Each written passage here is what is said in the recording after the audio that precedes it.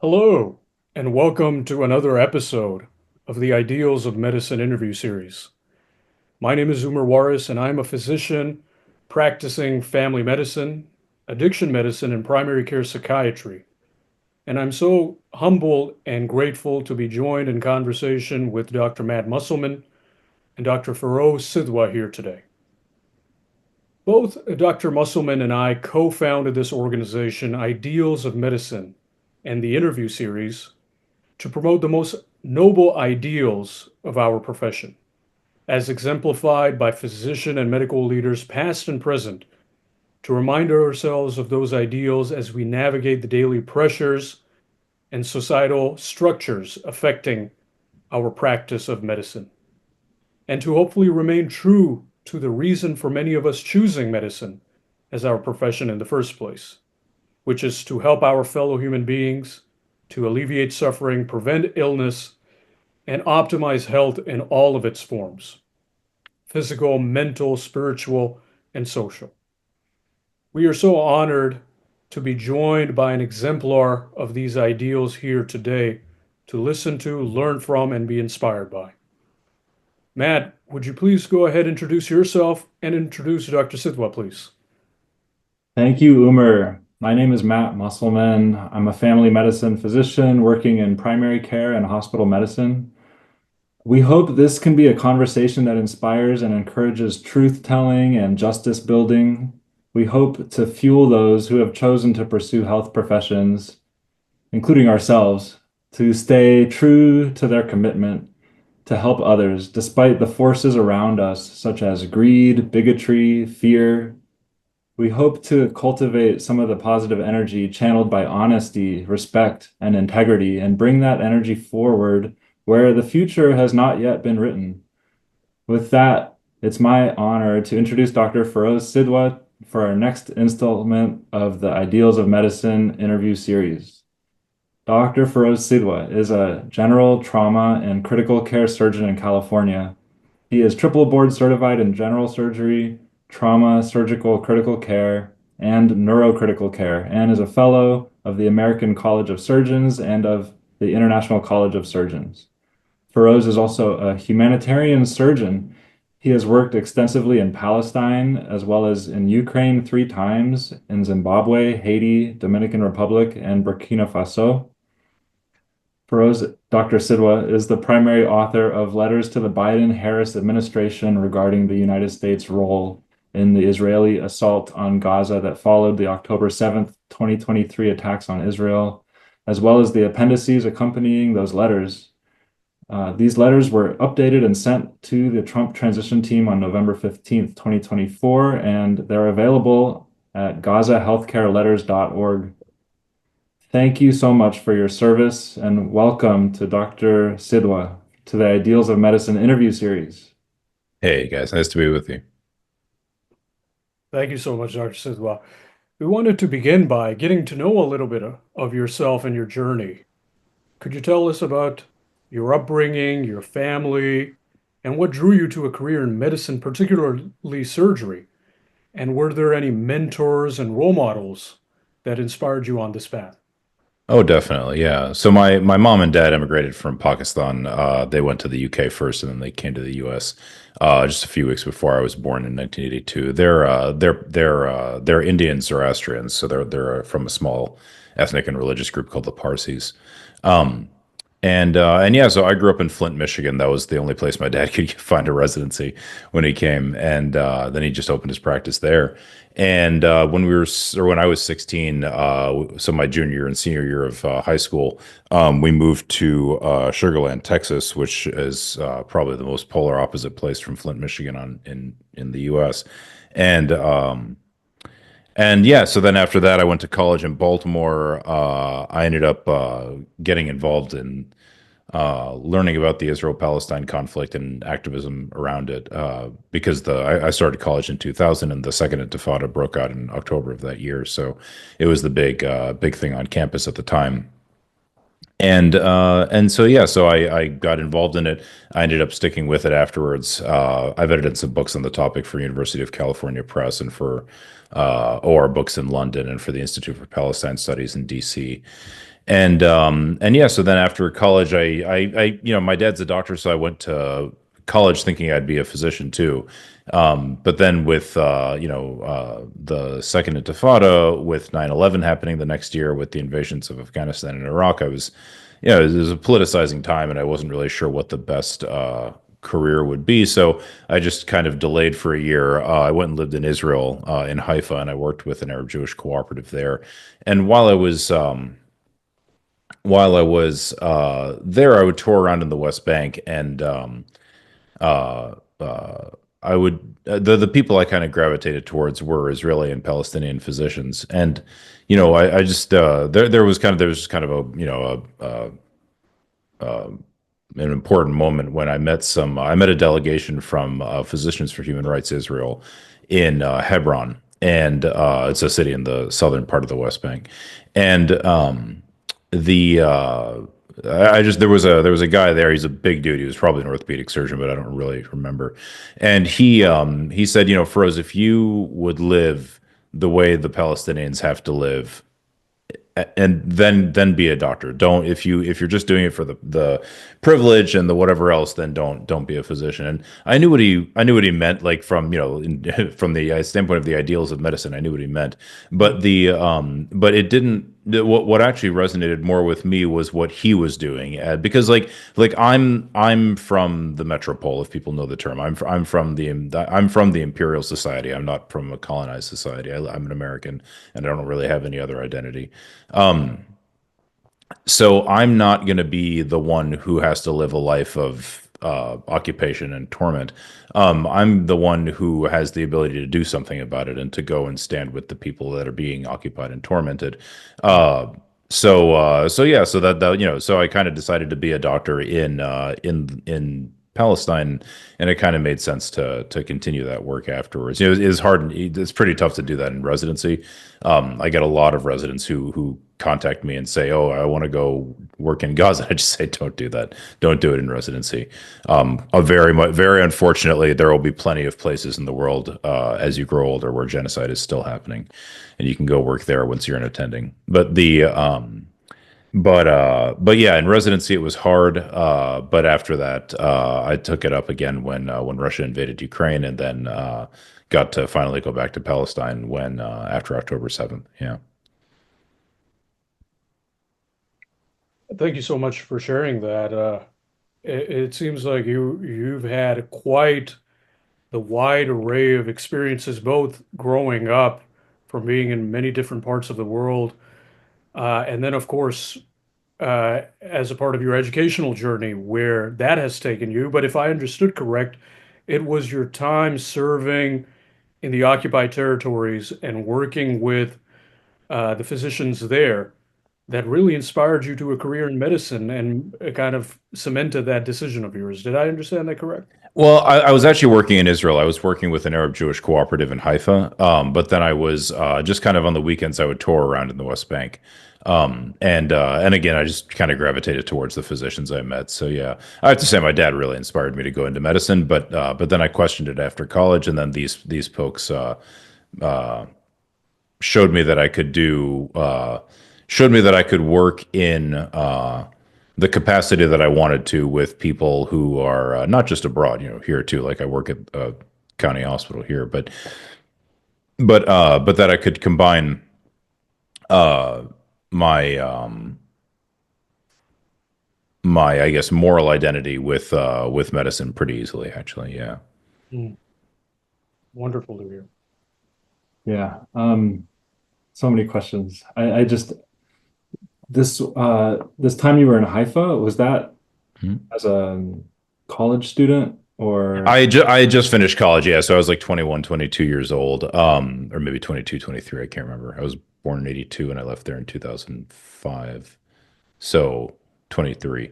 The But yeah, so I graduated, and then I worked with it's called Itija. It doesn't exist anymore. But it was Haifa is the only mixed Arab Jewish city in Israel, and so the Palestinians are concentrated into two small neighborhoods. But and you can imagine that it's a pretty antagonistic relationship between them and the government, which is dominated by Jewish Israelis. And so there's this organization that tries to solve intercommunal problems within Haifa. Or again, it used to, it doesn't exist anymore. But and yeah, so I just volunteered with them. I just did fundraising with them. I just communicated with the Norwegian Refugee Council, if I remember. Or no, it wasn't. It was a church. It was a Norwegian. I can't remember now. Some church in Norway that gave them, their minimal operating budget, and I just communicated with them. Wrote a little newsletter in English so that people could read it. But yeah, I did that for about a year. It was interesting. I think it was 10 months. I can't remember now. Yeah. Well, thanks. I mean, with that, Dr. Sidhwa, you've been working since then as a trauma surgeon and as a residency program director in California. And, this is like a long time span of what is becoming your career, I suppose. And I was just wondering, how did you navigate your career choices after you finished training? And what unexpected challenges have you faced, and how have you overcome those? Yeah, my so I trained at Boston Med Center, which is a county hospital, and it technically is privately owned, but it functions like a county hospital. It receives a big subsidy from the state in I think the city of Boston as well, in exchange for not turning anyone away, basically. So it functions like a county hospital. And then I did my fellowship at Cooper University Hospital in Southern Jersey, which also basically functions like a county hospital. So I've always wanted to I've never thought that the only people who need a helping hand are outside of the borders of the United States. So but I have to be honest, I got very lucky finding this job. Like you mentioned, I'm a trauma surgeon, right? So really, my main job is to stop people from bleeding to death, and this happens to be a very, very violent county, both from the standpoint of interpersonal violence, criminal violence, domestic violence, all that kind of stuff. But then also, we have there's a lot of industry. There's a lot of north south, especially 18-wheeler shipping, lots of methamphetamine use, including while driving, and then a lot of heavy industry and agriculture. Which, as you can imagine, is taking advantage of certain workers. Certainly doesn't have the highest health and safety standards that I've ever seen. Big construction industry, stuff like that. So we get a lot. We get a huge variety of injuries, and so it's actually been really, really lucky, because a lot of the stuff I do at my job, like, and also because it's a 160 bed county facility, no one comes in at night other than us and the neurosurgeons. That's really it. So I set my own fractures. I wash out my own fractures. I do my own pelvic binding, like just simple stuff that it's not complicated. Like, you guys can do it, I'm sure. But it's just the kind of thing that a trauma surgeon doesn't normally do in the U.S., especially if they're in academic practice. So when I found this job, and you guys know, a job is never, you don't know it until you do it. And it turned out to be a really good fit for me. Um, Unexpected challenges professionally, not many. I mean, the main one now is just that nobody wants to. Well, I shouldn't say nobody. That's not fair.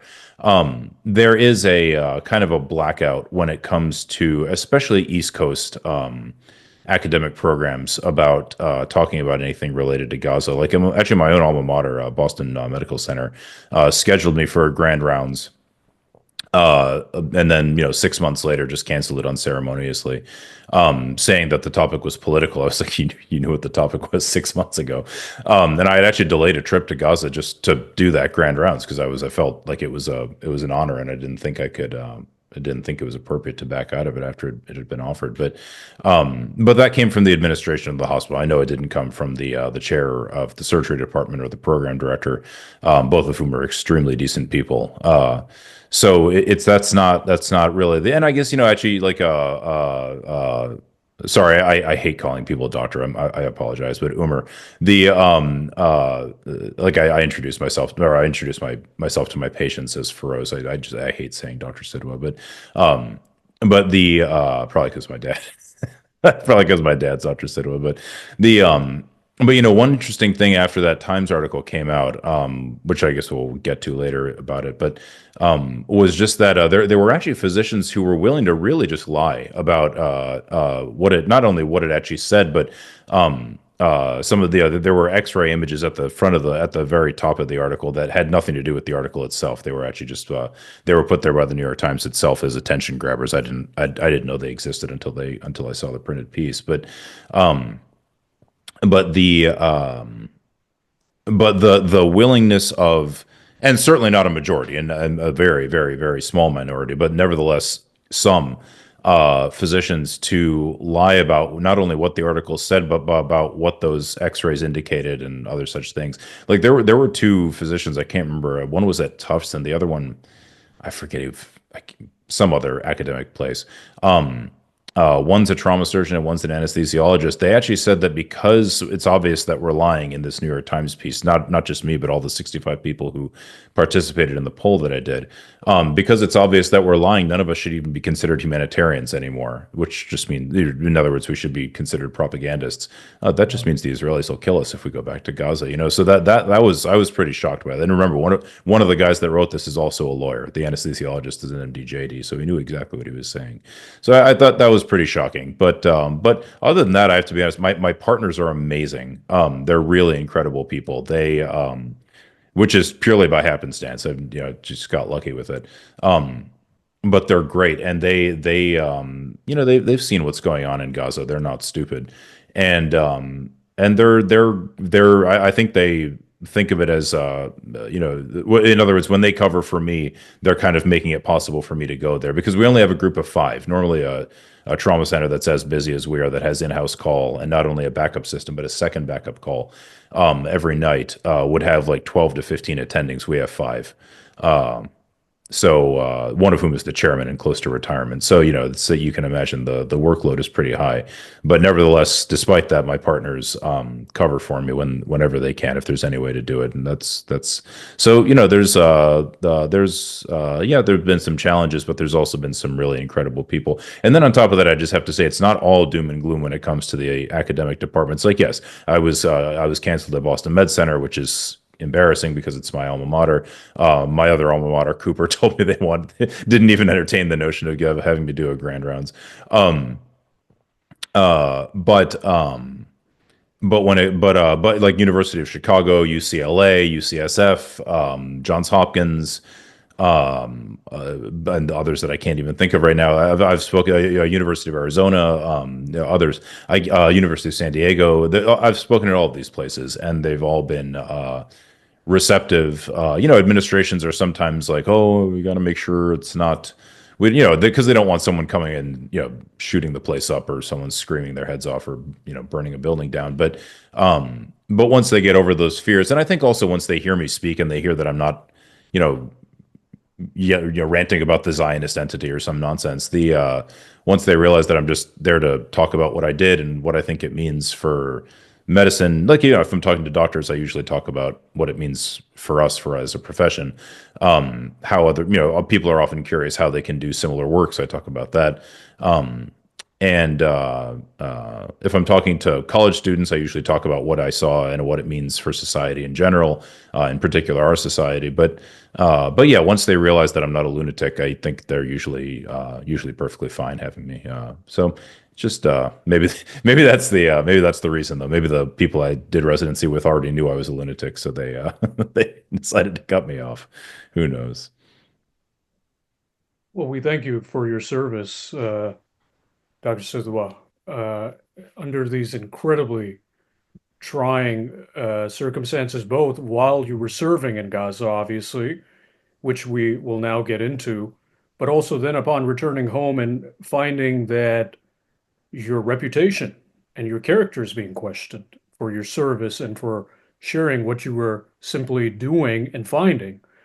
So, for everything that you've done and the quote unquote hits that you've had to take, we thank you, and we hope in the near future people like you will be honored in the appropriate way that you deserve.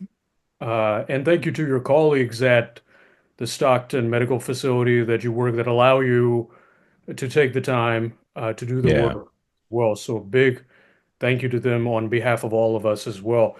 And just on Gaza, if we may now enter that portion of our Mhm. conversation. Now, this being one of the theaters of war that you have most recently served in. Uh, Mhm. and what it is now known is that this is perhaps the most dangerous of the conflict zones of our modern times, with the equivalent tons of bomb as 7 Hiroshimas now having been dropped on Gaza in what was already the most densely populated population center in the world. UNICEF, as early as December 2023, referred to this as the deadliest conflict in terms of the death of children, and this was back in November and December of Mhm. 2023. And these numbers have only worsened since then. And today we are now witnessing also a policy of collective punishment with deliberate starvation and famine being imposed upon Gaza as aid has been denied entry for at least the past 2 months. And many of us have been shocked, horrified by the images of the malnourished and starving dying almost daily, particularly the children, which is most haunting.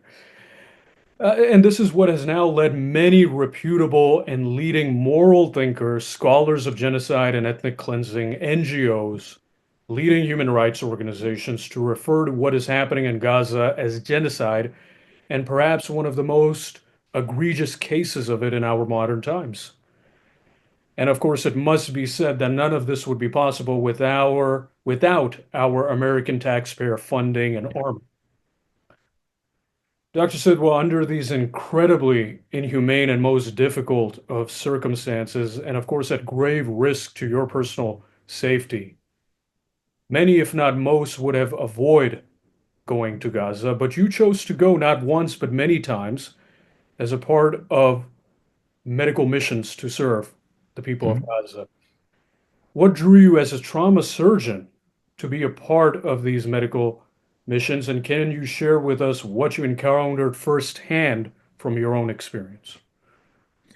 Yeah, I mean, like I said before, I decided to be a doctor in the Palestinian territories, so it just made sense to go back. I got an email from the Society for Critical Care Medicine, probably in December of 2023, maybe January of 2024, saying if you wanted to volunteer, then here was a way to do it. That at the time it was with the Palestinian American Medical Association, and all the American NGOs feed you to the World Health Organization, so you can participate in what's called the EMT mechanism. It's an unfortunate acronym, but EMT there in that case stands for Emergency Medical Team.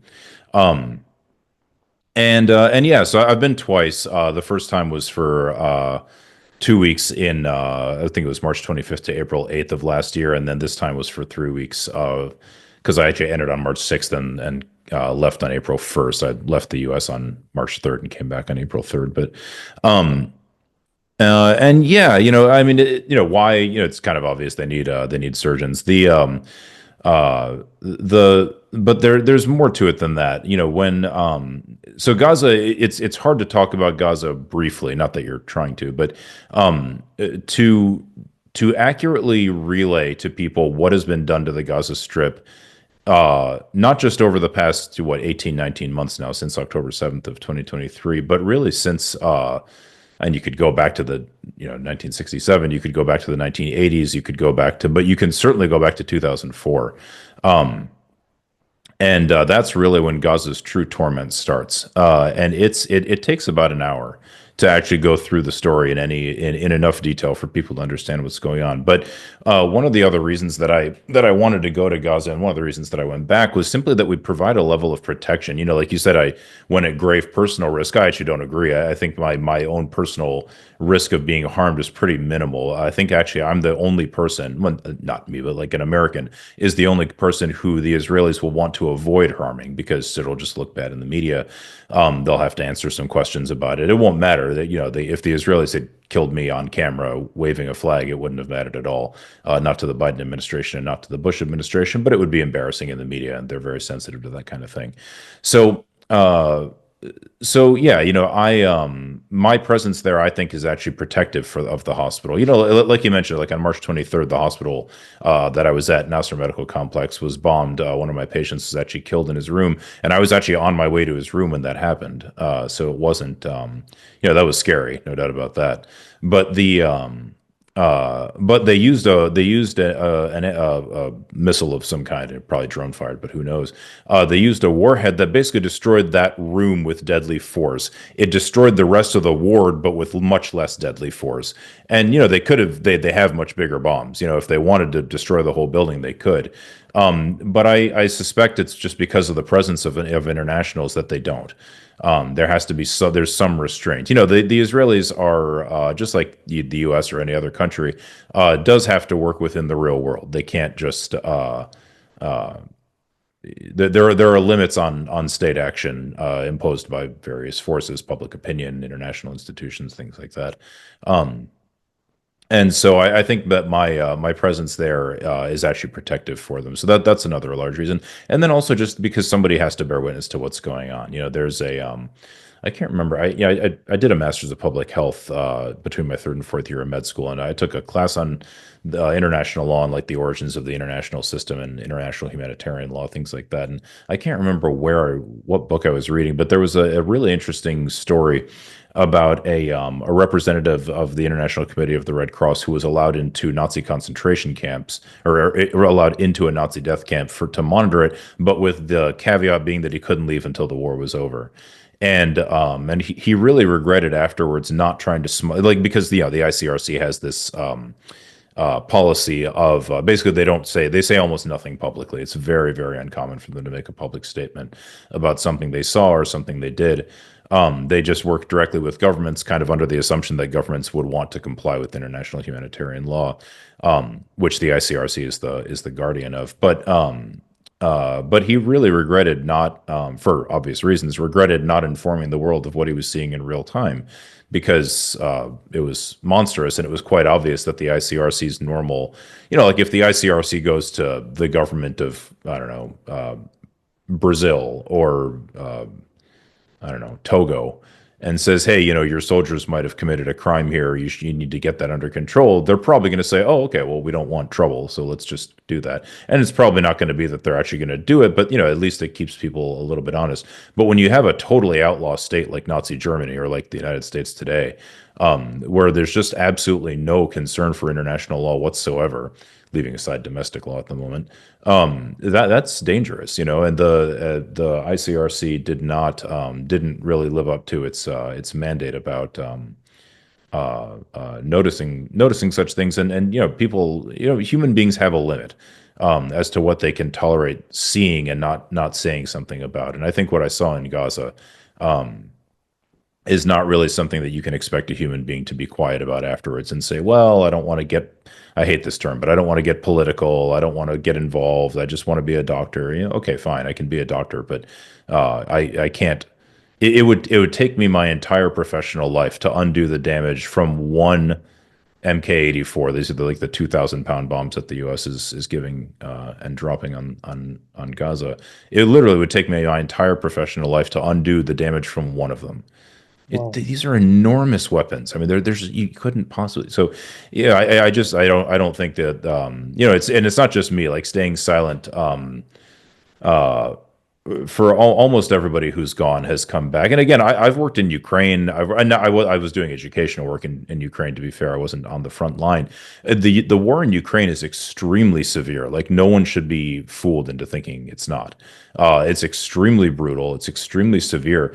It's nothing like the Gaza Strip. There isn't a remote comparison. I'm actually writing something for the New York Times right now, and it's for the New England Journal of Medicine. Of course, rejected the article, even though, well, it's a long story. But so I'm submitting it to Medicine, Conflict, and Survival now. But if you adjust for population, which is the sensible way to do it. Ukraine is a country of 41 million people, and Gaza is a territory of 2.2. If you adjust for population, the rate of killing of healthcare workers in Gaza is almost 150 times higher than it is in Ukraine. Not 150%, 150 times higher. That's Incredible. insane. And that's completely nuts.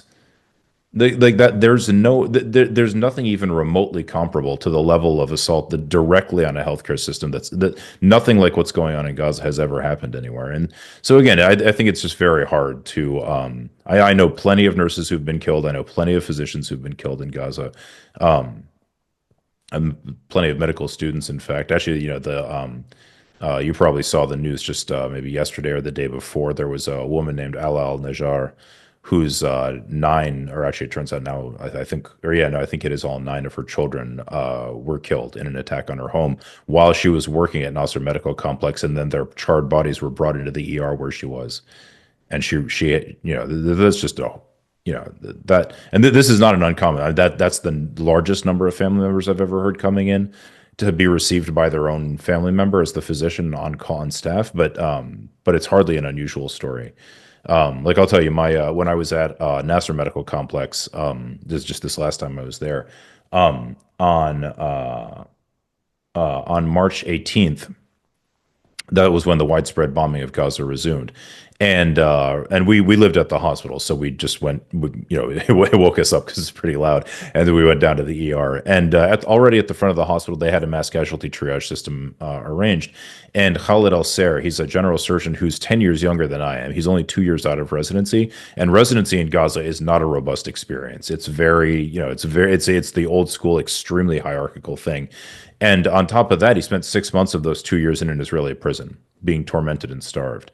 Despite that, he's already at the front of the hospital running the triage very, very effectively. 45 minutes into this, he finds out that the woman who he was supposed to marry that day, like later that day, they were supposed to go to the courthouse and do all this stuff. Her dad was killed. You know what I mean? All he did was put his hand on his heart for literally a second. Just did this, probably said a prayer. He's a religious guy, and then went on and continued. He kept working for another 13 or 14 hours, then just walked to the graveyard that's a few hundred meters from the hospital, said a prayer at his grave, and came back to work. That kind of it's very hard to see things, and you see this stuff all the time. And it's Gaza is just a laboratory of tragedy. It's very hard to see things like that and not appreciate how wrong they are. I mean, it's a level of human depravity that is just far beyond, like I said, just far beyond what it's reasonable to expect someone to not to say something about. Dr. Sidhwa, as you're recounting these episodes, and they're one of countless, I imagine. Yeah. It's just hard. It's hard to, even continue with the interview, collect your thoughts, because you just imagine that this is happening in real time as we speak, and of course, we carry as United States citizens a measure of responsibility, right? And a measure of duty, therefore, to do something Hmm. like this. And you're obviously one of such voices doing something about it and sharing awareness. You mentioned something that's been on my mind since you said it, which was that Ukraine was a severe case of war, but Gaza is many magnitudes more than that from what you have witnessed and seen. And you shared in terms of the healthcare system what it's encountered. Could you also share for what you encountered for civilian life and the patients, if you could elaborate a little bit from that perspective as well? Yeah, no, absolutely. And yeah, like you said, not only are we American citizens, and this is a democratic country, whether people want to agree or not on that, but the not only that, we're relatively privileged people. We're privileged, I'm talking about physicians. We're privileged in our societies. We're not Elon Musk or something where we have all the money, but we have plenty of privilege, plenty of social prestige, and most of us are quite well off. So we do have that responsibility as well, more so than your plumber or your electrician that's coming over to fix things. The But yeah, so our the patients, you again, being a trauma surgeon, I see the most severely injured people. I don't know seeing people who cut their finger or something like that. So I don't want people to think that my experience is representative of exactly all the injuries that are happening. But of the severely injured people that I see, about half are kids under 12. The like I'll tell you on March 18th, like I said, when the widespread bombing resumed, the first 10 or 15 minutes, all I did in the red triage area was the triage is divided into green, meaning you're fine. Just wait, and we'll get to you in a few hours. Yellow, that needs to be monitored more closely but doesn't need immediate intervention, and red, that needs immediate intervention. And then black tagged, people that are dead or almost dead are just sent directly to the morgue. There's no capacity to deal with them in the hospital. Just to give you a sense of the magnitude, I was a resident during the Boston Marathon bombing in 2013, and on that day, all of the level one trauma centers in Boston combined saw 129 patients. I just looked it up. That's the only reason I know. All combined, they have about 4,000 beds, about 400 operating rooms, about 250 capable surgeons, meaning trauma capable surgeons, right? Nasser Medical Complex has 6 operating rooms. Really, it has 250 beds, but there's a tent extension where it's literally just tents. But nevertheless, there's a tent extension that makes it 450 beds. And there were, I think, 6 or 8 surgeons on call that day. I can't remember, including me and Dr. Morgan McMonagle, the 2 international volunteers. So 129 patients in the Boston Marathon bombing for all the level one trauma centers together. Nasser Medical Complex alone saw 221 patients on March 18th. It was by far the biggest mass casualty event I've ever seen. I'm pretty sure it's the biggest mass casualty event that has ever occurred. Like in terms of the mismatch of resources to patients that existed. I can't deny it. If somebody knows a more severe example, I'd really love to know about it. The It was just an incredible thing. But anyway, so the first 10 or 15 minutes in the red triage area, all Morgan and I, again, Morgan, the other, he's an Irish trauma surgeon who's well-known guy in the British trauma sphere. Or I better not say British, the British and Irish trauma spheres. He and I were there, and all we did was pronounce small kids dead for the first 10 or 15 minutes. Most of them were dying of brain injuries. Some of them had already bled to death.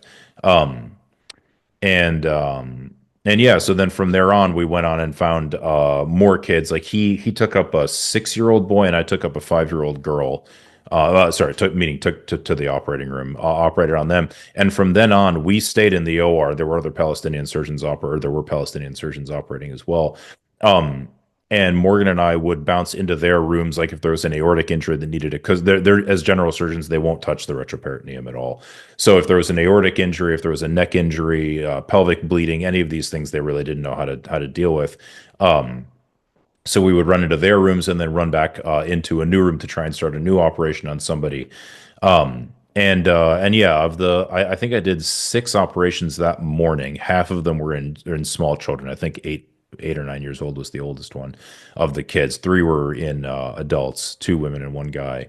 And then over the course of the next, over the rest of that 24 hours, I did another 4, including on Ibrahim, the 16-year-old boy that was killed on March 23rd when the hospital was bombed. Um, and yeah, it's large. As far as I can tell, only civilians show up to hospitals in Gaza. I'm sure there's a combatant somewhere, but the simple fact of the matter is virtually on March 18th, literally everybody was a civilian. I mean, there were, or I should say, a non-combatant would maybe be the better term. Literally, no, it was a ceasefire that was broken with a surprise attack, so nobody was in the middle of doing anything military, and everybody was in the middle of having what's it called, suhoor, the early morning meal that Muslims have during Ramadan before the sun comes up. And so it was literally 100% civilians, but literally every single person was bombed with their families. Every single person that was the target of the attack was bombed with their families. So yes, it was, you can imagine in Gaza, where half the population is children, quite literally. The average age of Gaza, or the median age in Gaza, is 18. Um, it was a horrendous issue. There's just, like I said, half the kids were very, very young, or half the patients were very young. And it's tough because when you're like in the marathon bombing, if we had run out of blood, at BMC where I was a resident. If we had run out of blood or even suture, like literally anything, we would have just called one of the other hospitals or a hospital in Lowell or a hospital in Brookline or like anywhere around Boston and just said, "Can you send us whatever we need?" They would have just literally put it in an ambulance and sent it to us. There would have been no questions asked. Figure out the billing later, no problem. But in Gaza, every single hospital is in a mass casualty event. So we can't the blood bank's going to be drained, but we can't replenish it. I mean, I can give blood, but that's one unit, right? The so yeah, it's a huge triage of resources that you kind of can't win. Like I had a 29-year-old woman. I only know her name and her story because she turned out to be the sister of a journalist that I talked to a few days earlier. But she was a 29-year-old woman, three kids. And she came in, this is March 18th again, with a hole just above her gluteal cleft that was almost the size of a bowling ball, just a little bit smaller than that. It was an incredible wound. It was one of two wounds exactly like that I saw in Gaza. I'd never seen that before. And as you can imagine, her abdomen was destroyed, and her pelvis as well. So she was brought up from the triage area by one of the residents, Yahya. So he and I opened her, and she was obviously bleeding to death. So we opened her abdomen, full of blood, obviously. Her rectum had been torn, her vagina had been torn, her bladder had been torn. But the source of the real source of the bleeding was that her sacrum had just been destroyed and it had just been completely obliterated. And I know you guys maybe have set fractures or seen open wounds before. You know the bone bleeds a lot, and then this I don't know if you remember from like your anatomy, but like there's a giant, not giant, but there's a very thin webbed vein, venous plexus on the sacrum.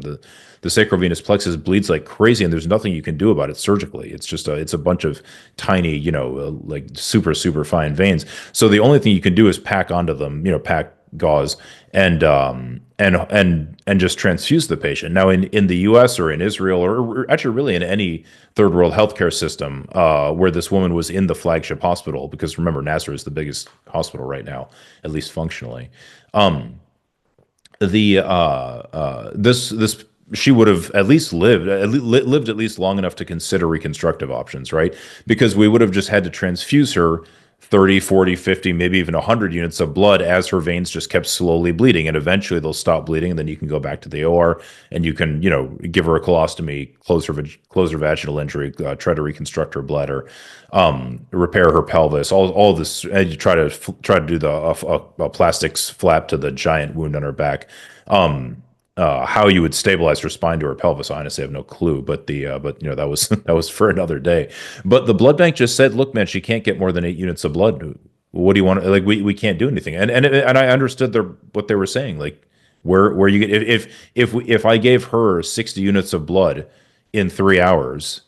That's an exaggeration. If I gave her 20 units of blood in 3 hours, that means probably 20 other people are going to die because there's not an infinite supply of blood, So these were challenging decisions from the technical standpoint of triage, but the I guess the moral injury part of it was knowing that like I remember actually the first little girl that I found that could actually be saved was a little girl named Sham, and she had a shrapnel injury to the left side of her face. It had traveled through the left side of her brain, but she was 5, really plastic brain, and she's actually like talking and eating now. She's back to using the right side of her body again, so it's great. And then she had a pneumothorax and a hemothorax on the left, and her spleen was torn as well. So the so I was jaw thrusting her because she was obstructing her airway. So I jaw thrusted her. She started breathing again. I said, "Okay, this is one we might be able to save. Let's go." And while the nurses and people were getting intubation set up, I just remember I was jaw thrusting her, and I was just, you're just looking at this little trickle of blood coming from her left cheek, and you're just thinking like, did I pay for the shrapnel that's in her head right now, or did Umer, did Matt, did my neighbor? It's a real weird thing. I don't know how else to describe it. It's very it really uh it really makes it clarifies in your mind what you need to do when you go back. Let me just say it that way. Wow. Feroze, wow. It's just with such a heavy heart that I hear what you're saying, and we all are hearing the extreme trauma and the impossible nature of the suffering that you're describing. And I just don't have the words, but I want to just take a second to really just take 1 second for out of respect. Um, listening to what you've described as kind of the maybe threefold acts of service that you were able to accomplish by going to Gaza, being to bear witness to the extraordinary, impossible, traumatic suffering, but bearing witness with, uh, the intention to be able to tell these stories like you're doing right now, um, as well as the protective nature of being a United States citizen in the hospital, and then also, the surgical knowledge and skills that you bring. Uh, these. I mean, it's an incredible service, all three of those, and uh, maybe maybe we'll just pause for a second and give you a chance to like how did you comport or yourself? How did you like how were you able to continue to function as a surgeon, as a human being in that setting? Um, you know, you kind of you kind of just don't have a choice, to be honest. I mean, it's not it's there's no I don't want to pretend like it doesn't affect you. You know, it does. No doubt about that. But I you don't have enough time to really dwell on it because once the mask, before because I was there from March 6th to March 18th, like that was the first half of the trip that I just went on, and during that time we still saw trauma, like plenty of it, but more in line with like what I see here on a busy night. You know, it wasn't this deluge of like totally unmanageable stuff. But after that, on the 18th, when it just kicked off, I mean, it was just a constant thing. And so basically, I was running from from the OR to a media interview with the BBC or CNN or whatever, back to the OR, down to the trauma bay. It was just constant. And when we did get a break, we just wanted to sleep because we were tired. So we'd get a break, eat something, start running around like crazy again. Um, and I think for me, I've been reading about the Israel-Palestine conflict for my whole adult life, like since I was 18. That's when I didn't know anything about it in high school. But when I got to college, like I said, the second Intifada broke out, and that's when I started learning about it. And I'm not. So in other words, I didn't go to Gaza without a significant amount of knowledge about what is not just what's been done to Gaza again since October 7th, but like I like the one of the books I edited on the topic is called Beyond Chutzpah. And it's a book by Norman Finkelstein, and that book is largely about the main thing that I helped him with in that book is that it takes a book by a Harvard professor named Alan Dershowitz and which claims to show that Israel has basically the best human rights record on earth. And no, I'm not exaggerating. I see Matt's smirk. I'm like, no, that's actually what he says. The and just juxtaposes it with like what does Human Rights Watch say? What does Amnesty International say? What does B'Tselem, Israel's leading human rights group, say? What does the Public Committee Against Torture in Israel say? What does Al Haq say? What like et cetera, et cetera. What does what do UN reports say? Et cetera, et cetera, et cetera. And so I have an intimate familiarity with the human rights reports, which for the most part just sit on the shelf and collect dust. Like they're very very minimally read. They're not reported in the media at all, at least not to any significant degree. And reading these things, I mean, you can't you just can't really you know that you're going into a place where people, you're going to see unusual human suffering. Let me put it that way. And I think because I knew that before I went, and in fact, that had been in my, like, the unusual level of suffering that's imposed on the Palestinians has been known to me for, since I guess 2004 or five. So for a long time. So it wasn't, now seeing it in person is obviously different than knowing it exists. There's no doubt about that. But I got to tell you, even when I lived in Israel, after college, the first time you go to the city of Hebron, have you guys ever been there? I've not been to Hebron. I've No, no, no, no, no worries. But like, if you ever get a chance to go, there's the main part of the city where the Palestinians live is like any other Palestinian city. Like, yes, there's checkpoints around it and stuff like that, but within the city, everyone's just mingling and going to markets and doing whatever people normally do. Um, but when you go to the old city, like the walled part of the city, that's where there are Jewish settlements right in the middle of the city. And that part, which used to be the core, the economic and cultural core of Hebron, has just been completely destroyed.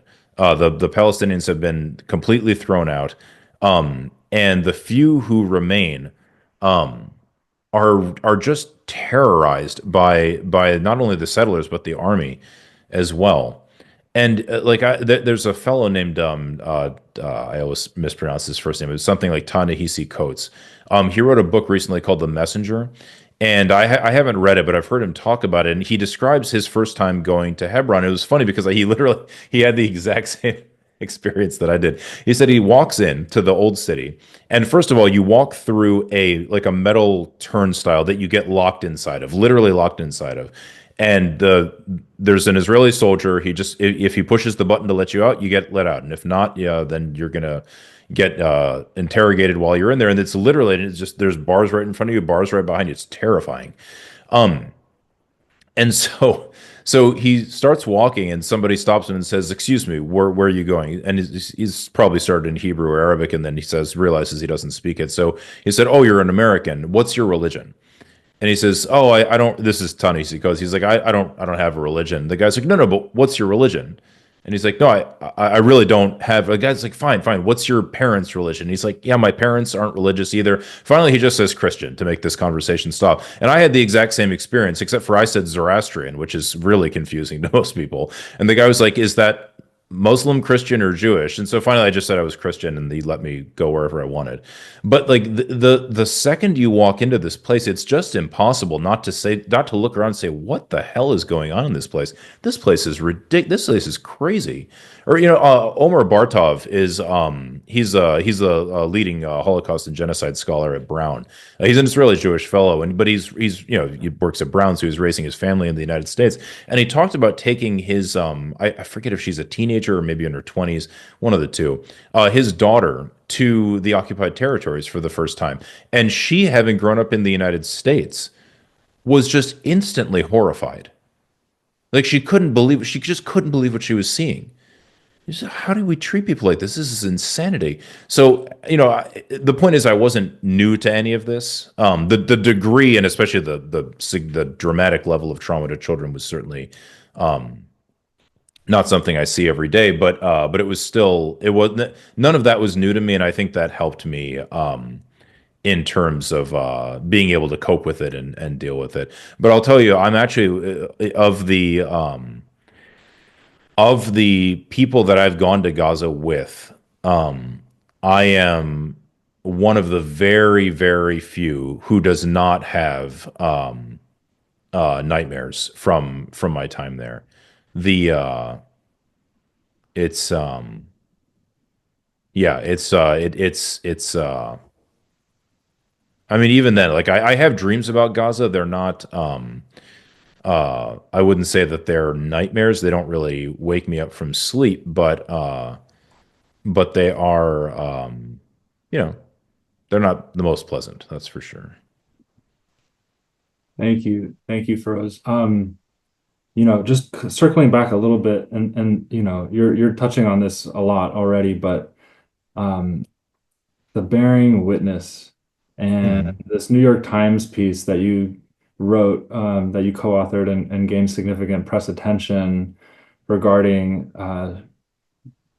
visual scout CT, right? But visual depictions of evidence of children being hit with sniper bullets to the head, pointing to likely deliberate military policy of such targeting. And this article, along with that medical evidence provided, caused a significant uproar from Mhm. opponents questioning the authenticity and insinuating fabrication of the objective Mhm. findings. And, I was just hoping you could share a little bit about why you wrote the piece, what compelled you to write that article, and the process behind it, and I guess the intention. And if you can help us and our listeners connect the dots on this, the witness, the bearing witness, and what that does. Yeah, well, unfortunately, it didn't do anything. But the I had hoped it would. The So yeah, so for people who don't know, the in I wrote a letter to well, not me, but a bunch of doctors and nurses who've worked in Gaza wrote a letter to the Biden administration in July of 2024, just telling them what we had witnessed. We regularly saw children shot in the head and chest. We saw widespread starvation and malnutrition. We saw the deprivation of the hospitals. We saw attacks on hospitals, et cetera, et cetera. Now, I thought that was actually going to be a big deal. It's very unusual for 45 American, we weren't all physicians, but just say 45 American physicians to write an open letter to the President of the United States saying they witnessed atrocities being carried out by an American ally with American weapons. That's very, I don't, if that's happened before, I certainly don't know about it. Um, and it certainly hasn't happened in like the age of Twitter. Maybe it happened during the U.S. invasion of the Philippines or something, but certainly not recently. Um, so I thought that would cause a bit that nobody gave a shit. Nobody cared about the letter, except with one exception, which was like, honestly quite shocking to me, which was the visual opinion team at the New York Times. They reached out to me and they said, "We saw this letter and we want to what we want to do because and they had a sensible question. They said when you sign a public letter, you just have to sign it or not, right? Because like me and a few friends who'd been there agreed on the language and stuff like that. But if you try to incorporate what everyone wants in the language, you're never going to get a letter out. So we decided on the language together, and then we put it out for signatures, and um and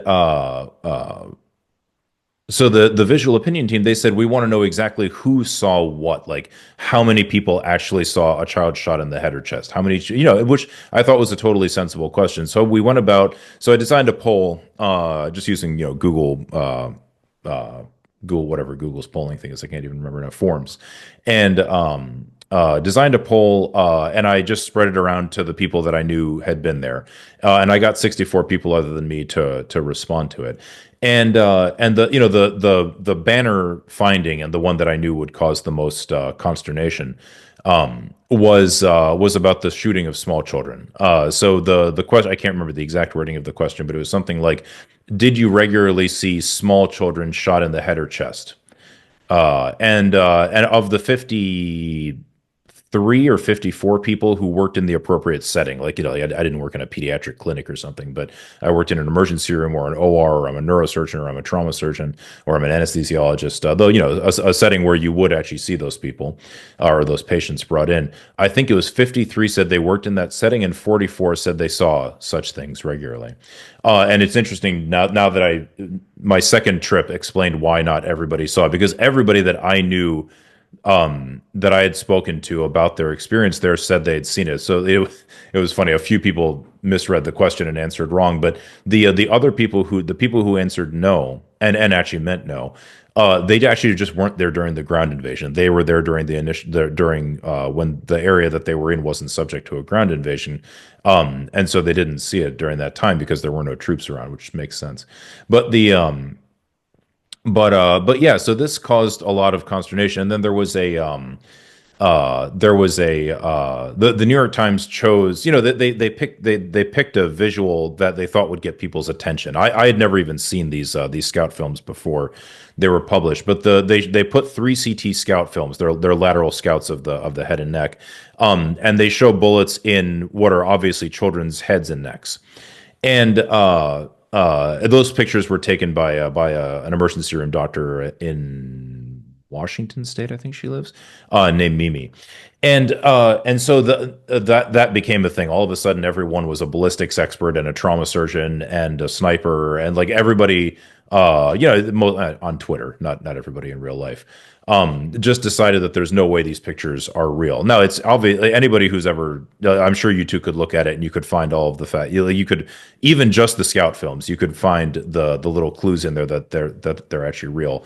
And now when all this nonsense came out, I said, oh shit, like the Times put again, I had nothing to do with picking those photos because I'd never seen them before, and the Times put this up, and now this has become, even though, like, again, they're not even referred to in the piece because I didn't know they existed and I wrote it, but so I said, oh the God, this is going to become what, this is going to become the, oh look, it was debunked. And but they had really, and I have to give the New York Times credit for this, they had really done their homework. The visual opinion team I worked with was extremely professional. They were very good. But they had done their homework, and they had made sure before publishing these pictures that Dr. Saeed had all of, not just, she didn't only have the scout film, she had the entire CT scan recorded on her phone, and they had actually sent it to like pediatric trauma experts and like radiologists and things like that to verify whether or not they're real. Which again, if any doctor could have told them, but that's a good level of diligence on their part. And I'm sure they knew this whole thing was going to be controversial to begin with. And after the piece came out, apparently people actually at the Times editorial board were complaining and saying, "Oh, look, this guy says he's a special forces sniper on Twitter, and he's saying that these pictures must be fake." So they sent it to another round of a new round of independent experts, pediatric trauma experts, pediatric radiologists, and they all said, "Yeah, these are obviously real. There's nothing below ground here." But the important point is that even if they were fake, they have nothing to do with the piece. They're just attention getters. Like it's shocking for someone to see what looks like an X-ray of a child with a bullet in its brain, right? I mean, the whole point was to prompt people to read the article, not to prove that what we were saying in the article was true. It's the testimony of a diverse group of people who don't know each other. And like I happen to not be Muslim or Arab or Palestinian. People usually assume I am, but and that, even if you are, that shouldn't discount your testimony. But you might say, well, these people have a political interest because they're Palestinian. Okay, fine. How do you explain John Perlmutter or Mark Perlmutter saying the same thing? Adam Homowy, an Egyptian veteran who saved Tammy Duckworth's life, Senator Duckworth, when she was in Iraq. How do you explain Nina Ing, Monica Johnson, John Kaler? Like, how do you explain all these people saying it too? Like, it doesn't make any sense. So that was the big thing. But there's a lot more in that article. Like, I think another question we asked was, did you witness nearly universal psychiatric distress amongst Gaza's children? I think one person said no, if I'm remembering correctly. And it's kind of funny because actually everything that we saw has just been borne out more and more and more and more as this attack has gone on. There was just an article or a study or a report, you could say, from it might have been Save the Children. I can't remember now. Um, I can find it if you guys are interested in it.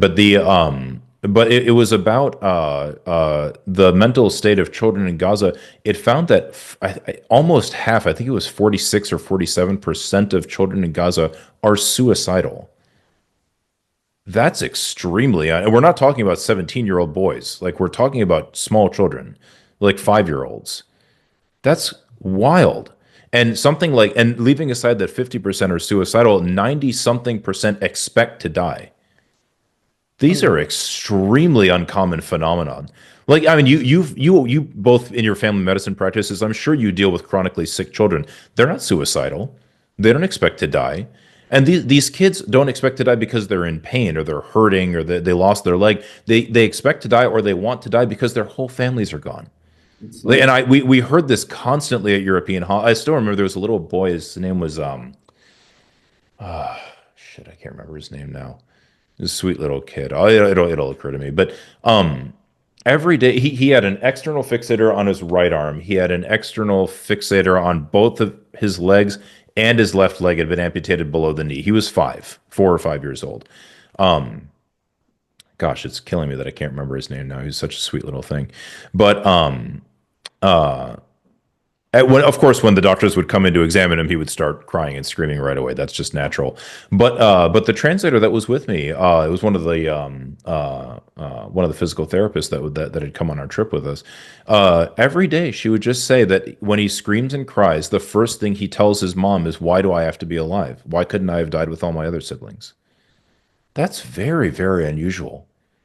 You know, that it just speaks to like the extreme level of deprivation that's going on here. Like children are not used to being starved. They can deal with injury, they can deal with pain, they can deal with temporary bouts of fear. They can, but to see your parents murdered in front of you, which has been extremely common, to see your siblings killed in front of you, and not just killed, but like burned alive is off. You know what I mean? Like these are shocking things. To see your whole neighborhood destroyed, to be displaced from your home every 4 weeks, to be hungry for days and days at a time, to see your parents completely unable to provide you with safety or security or water or food or clothing or shelter. This is the level, and this level of deprivation has been imposed on literally everyone in Gaza, literally everybody. And again, half the population is kids. So, yeah. So that's the these are the kinds of things that the Times article was trying to bring to the fore. Obviously, there's only so much you can say in one opinion piece, but yeah, and one thing that's that was kind of interesting about writing the article is of course I'm writing for the New York Times. It's a prestigious publication, but it's also very mainstream, and it's hardly an anti-American or anti-Israel publication. It's not like if I'm writing for I don't know, like World Socialist website or something like that. That's very different. So I have to conform to their guidelines. Like there's a give and take in terms of what I would prefer to say and the way they want things worded, or how far they're willing to let me go, how far they're willing to let me judge the evidence to mean a certain thing. Fine, that's completely reasonable. But what they kept trying to do, and I want to emphasize, not the opinion team I worked with, but the higher level editors at the Times, what they kept trying to do was to get me to make the piece about Israel exclusively and not mention the role of the United States. And I kept telling them, what's the point of that? I'm not Israeli. Why would I go around criticizing Israel? I mean, you have to understand what the Israelis are doing because they're doing it with our weapons. But like if you think about it, just recently, maybe 2 weeks ago now, Haaretz is Israel's most important newspaper, and it just published an article in which they mentioned that if you look at the amount of money that the Israeli military says the war has cost and what the U.S. has sent to Israel, it turns out that the U.S. has paid for about 70% of the war. Germany and the UK have basically paid for the rest. So that means that the three most important industrialized Western countries, the United States, the UK, and Germany, are paying the Israelis to do what they're doing in Gaza. In other words, the US, the UK, and Germany are attacking Gaza with Israel's army. Like just to make it simpler, if I paid you to go kill somebody, that's called hiring someone to kill somebody. It's not that complicated. So this is not it's very not that you guys did this. I'm just pointing it out. It's completely misleading to call this an Israeli attack on Gaza. It's not. It's a U.S. Israeli attack on Gaza. If you're in Germany, you should call it a German Israeli attack on Gaza. If you're in the UK, you should call it a UK Israeli attack on Gaza. That's And an important point about responsibility. yeah, really, and this is why it matters. This is not something that's happening in a faraway land. I mean, it is happening in a far, but it's not happening on Mars, or it's not happening in the 18th century. This is happening right now. We are the ones making it happen. And people may not understand it. That's it's kind of funny. Even the editors of the New York Times didn't understand this. Israel is completely and totally incapable of doing this without our support. Completely. Like the war would end instantly if an American president were simply to tell them to stop the war. And that you can see that perfectly clearly in the fact that before Donald Trump was even the president, he was able to get them to stop the war. It was temporary. They never meant it to be serious, but that's a different matter. The same, and just interestingly, just to point to people that it wasn't like, oh, Donald Trump's such a hard-nosed guy that he just got this done. No, Barack Obama did the same thing before he was elected. Because you got to remember, in the Israelis, Operation Cast Lead, it was started in December of 2008 and finished in January of 2009. It was 22 days long. That was the first massive bombing campaign of Gaza, which now is a footnote, would be less than 1 day's worth of what's happening today. But it was a massive bombing campaign. Over 22 days, I think about 1,500 people were killed, including about 250 kids. These are approximate numbers. I can't remember exactly. But the Israeli bombing camp or the attack stopped on January 17th or 18th. I can't remember now because Obama was going to be inaugurated in 2 days, and he just told them to stop. He said, "You're not ruining my inauguration with this war. Just stop. You're going to restart it in a few years. We all know that. That's fine. Just stop for now." You know, the U.S. has total control over this. It is not. You know, I hate it when people make these claims that, oh, Israel must control the United States, otherwise why? It's complete nonsense. There's no Israeli conspiracy to control the. Would they like to? Yeah, probably. So would anybody else. But that's not what's going on. We are responsible for our own government's actions. Full stop. No question about it. And the ceasefire happened. I mean, and the ceasefire could happen again, like you're just right. Exactly. There's no reason it can't happen again. And so, you know, I mean, there's so many questions, but just to stay on our agenda here a little bit, you know, we've been talking about just the details of what a genocide looks like. We've been talking about the deliberate targeting of medical professionals and, you know, and journalists, and we are witnessing a deafening silence from global, but also more specifically in being in the United States right now, you know, in our own United States, a deafening silence. And when you contrast that to the loud and immediate condemnation of attacks on civilian healthcare infrastructure when they occur in places like Ukraine, rightfully so, but right, correct, but have been so few, if any, when it comes to Gaza. And so I guess another question for you would be, what would you say to those in medical leadership here in the United States or abroad, depending on the context, who refuse to speak up about this? Yeah, it's a good question. I mentioned the article that. So this is I don't know. I don't know. I'm not sure if you're supposed to tell people about these things or not, but it's okay. The New England Journal of Medicine Catalyst, NEJM Catalyst, they serious journal, and they put out a call for papers on structural racism. Good topic. Okay, great. So I wrote an article in which I showed, and not just me. It was me. I constructed the most politically correct team you can imagine. It was me, a Palestinian American, an Israeli American, an Israeli, and a Palestinian. So it's like as diverse as you can get. And what we showed was that I mentioned one of the statistics at the beginning that the rate of killing of healthcare workers is almost 150 times higher in Gaza. I think it's 143 if I'm remembering exactly, but it doesn't matter. Obviously, it's 2 orders of magnitude higher than in Ukraine. And then what we did was we went through. It wasn't just killings, but killing, imprisonment, injuries, blocking of healthcare access, attacks on hospitals, et cetera, all the way down the list. And in every case, I think the range is something like 16 to 250 times more severe in Gaza. There was nothing that was less severe in Gaza than in Ukraine. And so then we looked at statements from American medical societies.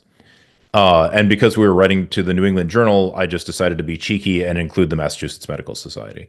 And we asked how many of them issued statements related to the protection of healthcare workers in Ukraine versus in Gaza. Well, it turns out I think we looked at 32 or 33 medical societies, and we looked at their website, we looked at their X account, things like that, and we found, I think if I'm remembering correctly, 16 made statements about targeting of healthcare workers in Ukraine, and one, the American Academy of Pediatrics, made a statement that you could, by shaking your head and stretching reality a little bit, you could pretend was about targeting of healthcare workers in Gaza. It at least mentioned, it didn't talk about targeting, but it mentioned that healthcare workers in Gaza exist. That was, it's not really, it's not a strong statement by any stretch of the imagination, but nevertheless, you got to give them credit for it, because they're the only ones. And so now the not so we sent it to the New England Journal Catalyst, and we sent it on time. The day after I sent it, they extended the call for papers, meaning they didn't get enough, right?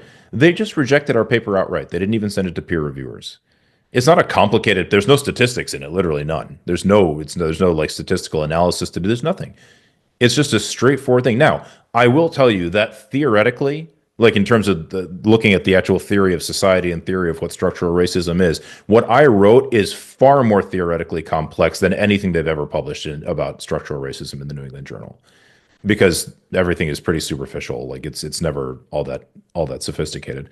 And what I tried to show was that there are two ways of thinking about this. One is that the neglect of Palestinians relative to our Ukrainian colleagues is a manifestation of institutional racism, which may contribute to structural racism in our greater society. But you can also think of healthcare workers themselves as constituting a society that can perpetuate structural racism, and this is one mechanism by which it's being done as well. So that's again, it's not. I'm not trying to claim to be some sociology genius. It's just not that hard to, these are, what's known about society is pretty superficial. So it's not that hard to be theoretically complex, I guess.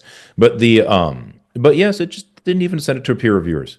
And furthermore, when they asked for suggestions on peer reviewers, I sent them to Israelis. They weren't, they're just not interested. I suspect Medicine, Conflict, and Survival, which is over in the UK, will publish it. I just submitted it to them yesterday. But but that's a level of disinterest in a topic that is obviously of major relevance to American physicians. A lot of American, like when I went to Ukraine, my team was 100% American. Although I'm the Ukrainians obviously as well, but like my team was 100% American.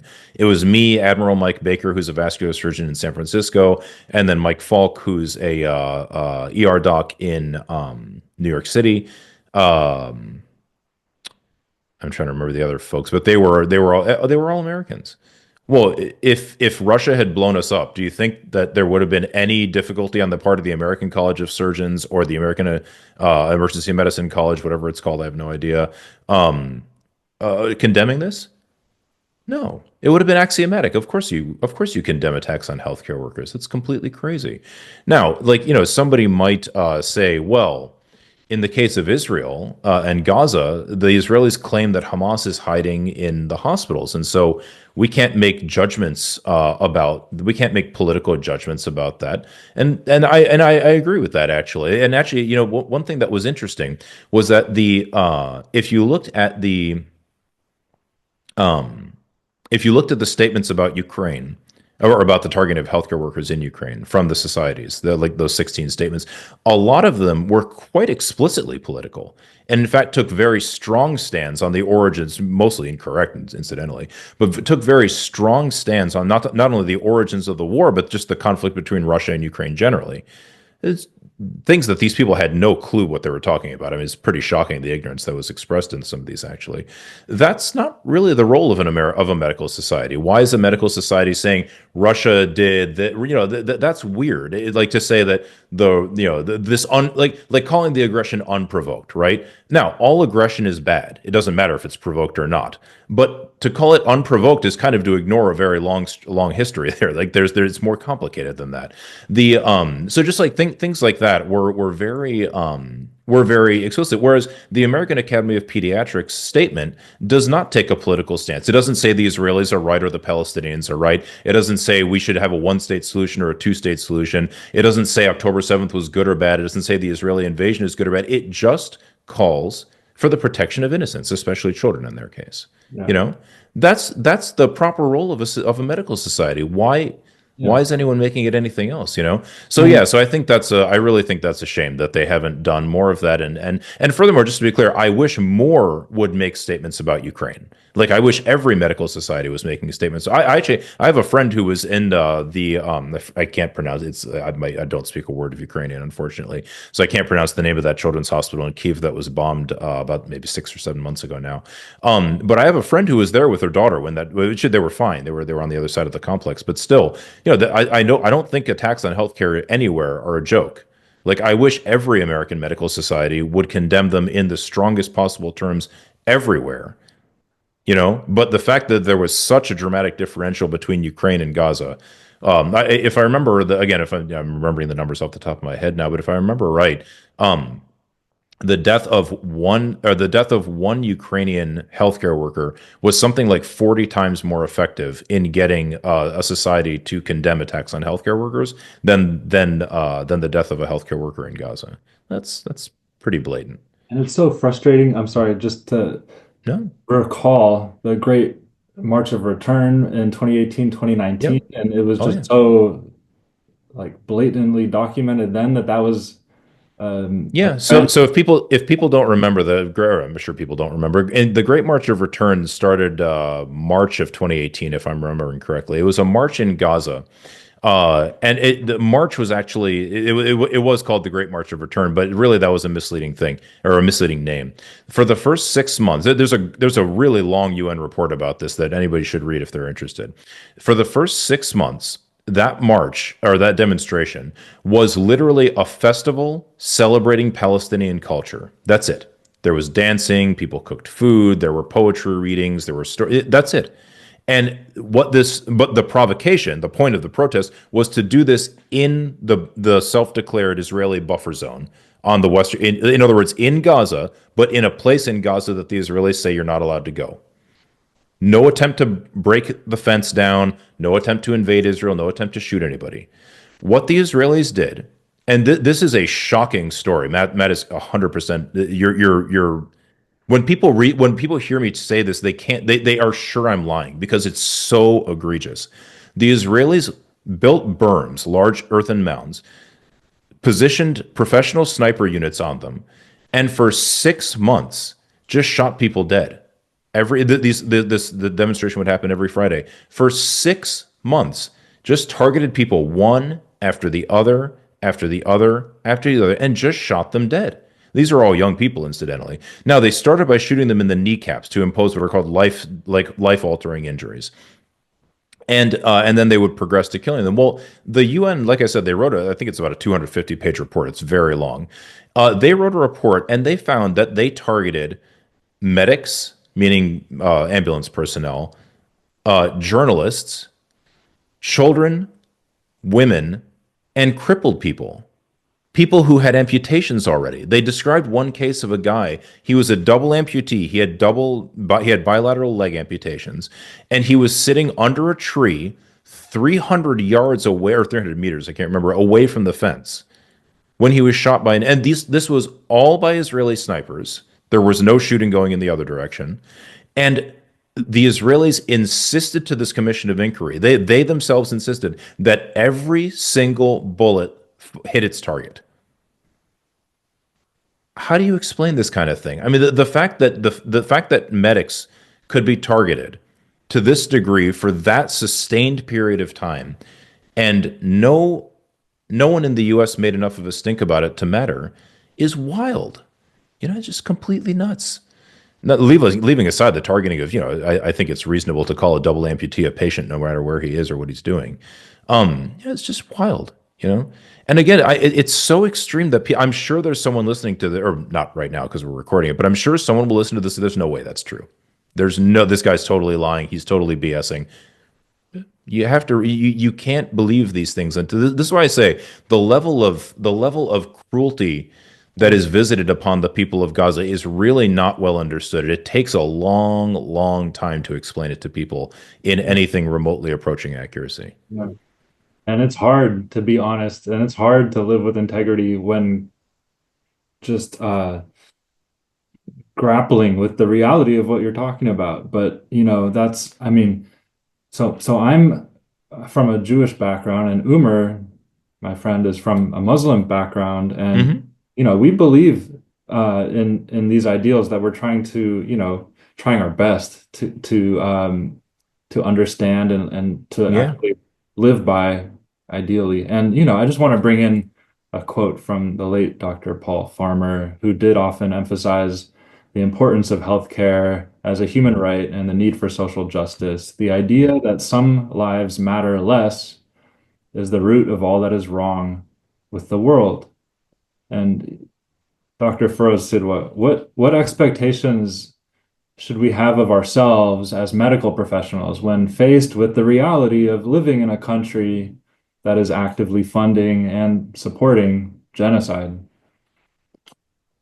Yeah, I mean it's a good question. And it's a crude comparison, so well, actually, I just won't make it in that case. But it's a good question because you got to remember this is not like the Rwandan genocide where it was it happened. It's no nobody doubts that it happened, but it didn't have much to do with the United States at the time. We didn't arm it, we didn't fund it, we didn't there were calls to do something about it, but it wasn't exactly clear what the United States could do short of invading Rwanda, right? That's which was a lunatic proposal. So what do you do when you're the one committing genocide? Well, you should stop. That's I mean, that's not pretty straightforward. I'll tell you, I am surprised by the quarters that I'm invited into and the ones I'm not invited into to talk about this. I'm just so nobody thinks I'm trying to talk myself up. I don't I would much rather be building furniture in my garage right now. Like I don't actually enjoy talking about this stuff at all. I happen to know a lot about it and I feel obligated to do it, so I do it, but it's not something that like I don't really enjoy the limelight very much. I'm kind of a shy person actually, but the I'm surprised by where I am allowed and not allowed to speak, or write, or whatever you want to say. I've been on Israel's Channel 13 News twice in the past few months. The last one was just the other day, and it was about a 20-minute interview, and they can't play the whole thing. It was only I think they played 4 or 5 minutes. But I was really surprised by what they kept in. The end of I'm kind of surprised that they played it at all, to be honest. But at the end, they I said the interviewer said, what would be your are you going to go back to Gaza, he said. And I said, yeah, I hope I can go. I told him that I'm supposed to be in the West Bank in September, but we'll see if the Israelis let me in. And then I told them, but my dream for coming back to the Middle East would be, of course, to hold like a cooperative conference like you actually used to do with your Palestinian colleagues. And he said, well, and he jumped in and he said, well, and everything he's about to say is true, but he jumped in and he said, well, the people who cooperated with the Palestinians, a lot of them were actually killed on October 7th when Hamas, and that's true because there were, I think the numbers are exaggerated to be perfectly honest, but in living in the Gaza envelope was a large number of peaceniks. It made sense. You want to be closer to Gaza because you're working with people there. You drive less and et cetera, et cetera. And I said, that's true. There's no doubt about that. But a lot of the doctors you've killed in Gaza were also participating in those same efforts. All of the children you've killed in Gaza were too innocent to even participate in those efforts. You can't just go around claiming to be, we were victimized, so we're never going to cooperate with anyone again. And I just said, I don't, it's up to you, but I don't think that's a very sensible way to live. I was very surprised that they kept that in the interview, or they kept it in what they played on air. Um, and then like for example, in the New York Times, I published that first article with the New York Times. Um, I can't say I made it easy for them, because I got to be honest, I never expected them to actually publish it. I was sure they were just going to yank it at the last minute, and then I was going to have to put it on some random website, and it would have been because this thing took. Let's see, I started writing it in July of 2024 and it came out in October. So whatever that is, it took hundreds of hours to do that article. Um, just I leave not I'm not talking about the revisions. I'm talking about like making the poll, getting people to answer it, collating the response. Like it took hundreds of hours. And I think I got paid $1,200 for the article or something. So it wasn't exactly like a good investment from a financial standpoint. The uh so, but now, right now, I'm writing another piece that I can't guarantee they'll actually publish it, but they've sent back edits and they seem interested. So, the New York Times and other there are places where what I'm trying to say is elite consensus is changing very not rapidly to be sure, and that's actually the reason that I write for the New York Times because the only way that Gaza is not going to be completely and totally destroyed is if elite consensus in the United States changes. That's the only thing that can change it. And if Israel were to change, true, but I don't have any way of changing Israeli society. That's not what I'm capable of. So, um, so I think people should continue to try and do similar things. I mean, not everyone has to write for the New York Times. That's not the point. But like, a doctor going to how many doctors go to their city council meetings? Not very many. I have to be honest. I don't. I don't go to mine. And I went once when they were voting on a ceasefire resolution, but it was not child friendly or work friendly. And, I don't Yeah. think I was even let into the room where Right. Right. Because you probably like, and you did. I went to I went to one in Berkeley. Because I live. That's where the my own city council wasn't doing one, so I did the Berkeley one. And the first time, so I drove to Berkeley, which is maybe an hour, 10 minutes from my house, nothing serious. And the meeting was canceled at the last minute for some procedural reason, some what's the right term, administrative reason. And so instead, I gave a talk outside the Berkeley City Hall, and things like that. Okay, fine. It took like a year for them to get that thing back on the agenda, and I ended up testifying remotely that time. But a city council resolution is not a minor thing. And a physician is a very respected member of a community. And you got to remember, most people have no interest in political participation at the local level, which is a shame. They really should. But the most people don't. So you're an outsized voice in a you're a big fish in a small tank. When you go to these things, furthermore, you have again, physicians have some significant monetary advantages over other people. Where again, we're not the richest person in the state to be sure, but we have a significant voice, and the ability to get things done on a political level it is there. It doesn't just have to be Facebook posts that go into the void or Instagram or whatever it is. It doesn't have to be just doom scrolling through, because I like it. One thing that's almost unfortunate about one reason that people even know what's going on in Gaza is Instagram, but another reason that they haven't done anything about it is also Instagram, because it's really easy, and there's almost a like I talk about bearing witness in Gaza, right? That's for sure. But when you see on your and I even though I've been to Gaza twice, I see myself I catch myself doing this. When you see a video of a bombing in Gaza, you immediately think to yourself, I wonder if there's video of the people that got hurt. And this isn't from like it's a crude term, I apologize, but this isn't from like the disaster porn aspect of like, oh, I just want to see what happened. I want to see what a dude looks like when his arm is ripped off. No, we all know what that looks like. We went to med school. But you feel like you should watch it for some reason. You feel like it's the people are dead. They don't know that you watched it. And even if they were alive, they wouldn't know you watched it. But you feel like you should do them the dignity of observing their death, of internalizing it, and like we all, I'm guessing other people do this too. I know other doctors who've been there do it, but that's a waste of your time. You know what's going on is bad. Use your time for something else. Use your time to organize with your neighbors or other people at your work who might be sympathetic, or a local NGO or a local group. Like there's Jewish Voice for Peace chapters all over the place. There's all sorts of there's a labor union. There's all sorts of ways that you can get involved. And you'll be shocked that when a doctor shows up to one of these meetings, they're all like, "Whoa, a doctor just walked." I'm not maybe not a Jewish Voice for Peace. I think half of them are doctors, but everywhere else, people are like, "Whoa, there's a doctor here. What? Why is what does this guy have to say?" So the local mosque, the local synagogue, even one of the synagogues at Berkeley or in Berkeley just hosted Peter Beinart. He's a well-known Jewish American political analyst he's a very sensible commentator. I think he's the editor of Jewish Currents, if I remember correctly.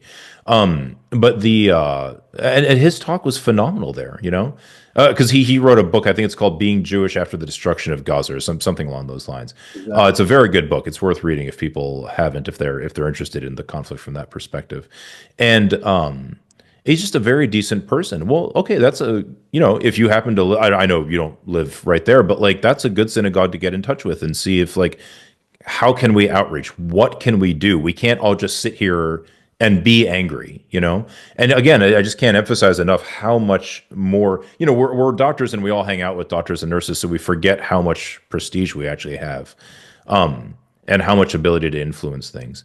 And when you're a physician and you walk in, people do listen to you. So there's a lot. You'd be surprised how easy it is to get a meeting with individual council members on your city council as a physician. You know, don't tell them it's about Gaza. That's that won't work. But just tell them, hey, I'm a doctor and I want to meet with you. Yeah, no problem. They're hoping for a $500 donation to their campaign. But you have a lot of options for what to do. Um, yeah, but again, it's not only like Gaza. I hate to say this because what's going on in Gaza is so horrible, but Gaza isn't the only place on earth. There's a lot of bad things happening in a lot of places that don't necessarily involve extreme, like earth-shattering violence. There are like when I was working in Burkina Faso, yes, the outside of Ouagadougou there is a lot of violence, but in Ouagadougou it's mostly economic depression. Okay, you can provide healthcare to people there too. It's great. It's wonderful. There's lots of other ways to get involved in these things that can build up kind of the moral integrity of our profession or the moral clarity maybe of our profession, I think. Dr. Sidhwa, I think you've shared so much, the importance of our voices as physicians, the power that carries, and sometimes forgetting that. A wonderful reminder of that. And then also, when you recalled the level of suffering that you had to bear witness, that you brought attention to with uh, in your speaking and the works that you published, as well as the double standard in the coverage that certain places got versus Gaza. The level of coverage and condemnation of the death of medical professionals at other places versus in Gaza, and then the role that structural racism might play in that. The role that structural racism, perhaps even within our own medical professionals, as Mhm. a professional society, might be playing in that. All pertinent, insight, important reminders, and all the more important for us as medical professionals to be involved in every level of society, both in our professional as well as social, to raise our voices. And so, my next question has to do with that, as well as having your final thoughts on a similar concern, which is what would be your advice to those of us in medicine that fear reprisals or retaliation Mhm. for speaking up? Because I know that is a significant part for why people choose to remain silent. Yeah. And for us, as closing advice, for those of us in our career as medical professionals or even further along, how do we continually renew our commitment and live up to the honor of being medical professionals, despite the difficulties it may entail, or at times even the risk it may entail, whether it's speaking up or working in a conflict zone? If you could share your thoughts on those, we would appreciate it.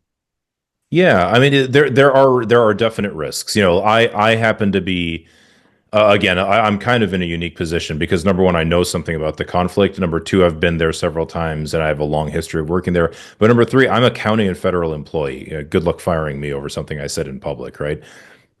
That's definitely not going to work. And And even if it does, I can go do locums work because I don't have a family to take care of.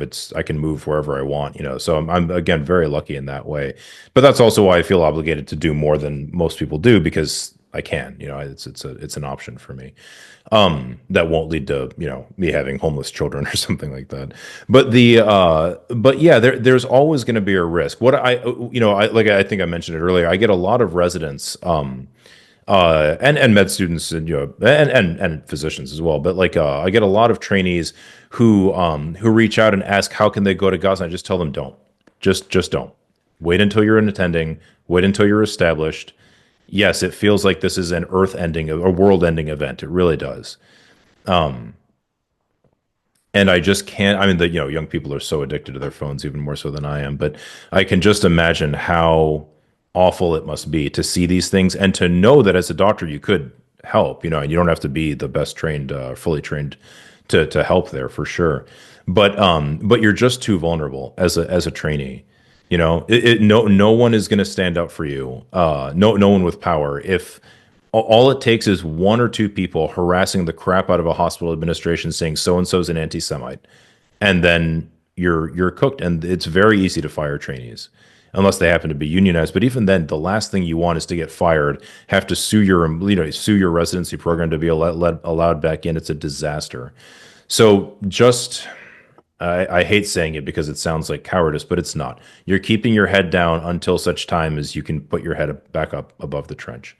And as for doctors, there is risk. There is risk about in talking about it, and you got to realize that the risk is it can't be eliminated. Let me just say it that way. I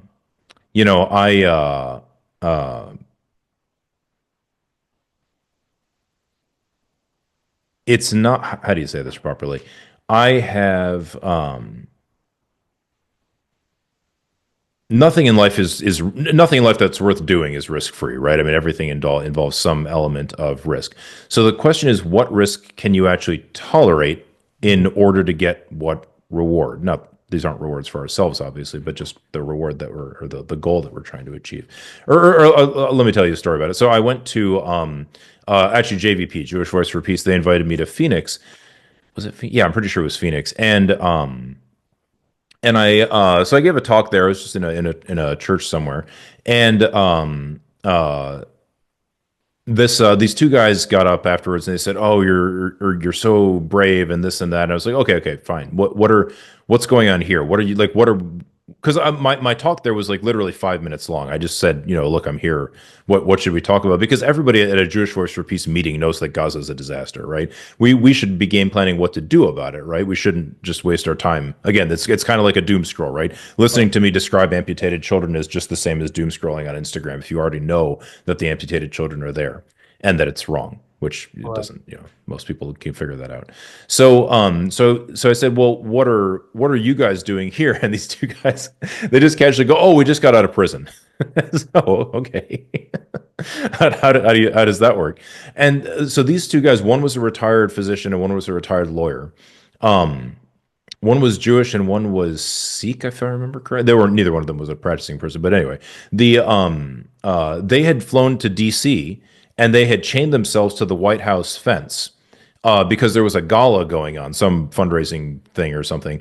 And so they chained themselves to the fence as the gala participants were walking in. They're yelling at them, the U.S. government is murdering children. How can you go, that's okay, that's a good way of protesting things, in my opinion.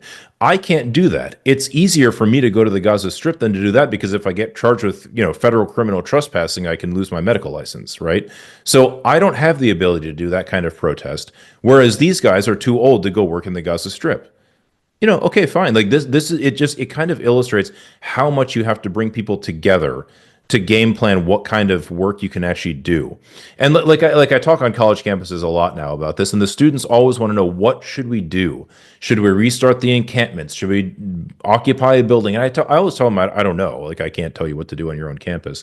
But What I definitely know you should do is not just talk to other students about this. You need to get together with faculty who are interested, which is basically all faculty in most universities.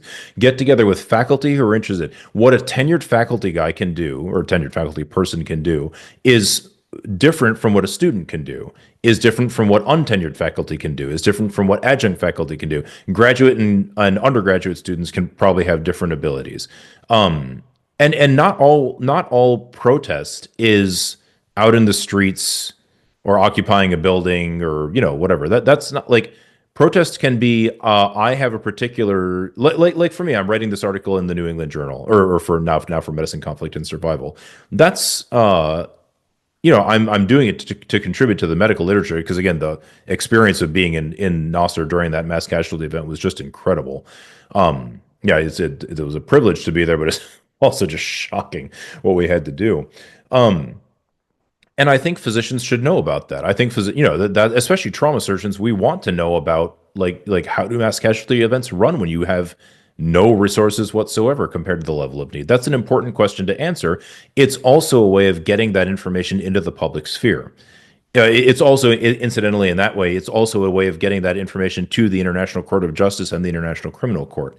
Because apparently, this is what their lawyers tell me, is that apparently peer-reviewed information is much more impactful to the court than news reports, which I don't know why, it just apparently is. So that's one other way of protesting and trying not maybe protesting isn't the right word, but that's one other way of trying to change the government's actions, which is what we're ultimately trying to do. Talking to media, raising funds. There's all sorts of ways that people can participate. It doesn't have to be, because again, I have a friend or two friends who are married in L.A. They're both doctors. One's an ENT and one is a emergency doc, and they are uh, the husband is Jewish, and they're just horrified by what's going on since October 7th. And and neither one of them knew anything about it before October 7th. They got like a lot of people, they started paying attention to the conflict after that, and they're just genuinely horrified. But they have two small kids, and so they called me and they said, "Feroze, we're both going to go to Gaza together." I said, "That's a terrible idea. It's not. Are you likely to be hurt there? No, but it's not a zero. It's not the risk isn't zero, and you don't want your children to be orphaned. You know what I mean? And I hate telling them that because then they didn't go, but it's nevertheless, I don't think that was a reasonable risk profile to assume. No, somebody might say, well, the Palestinians don't have a choice. Well, yeah, that's true, but you're not Palestinian, so it is a different. You do have a choice, and you don't want to make reckless choices. But so they're super involved otherwise, And how to minimize that risk it really is going to depend on your individual situation.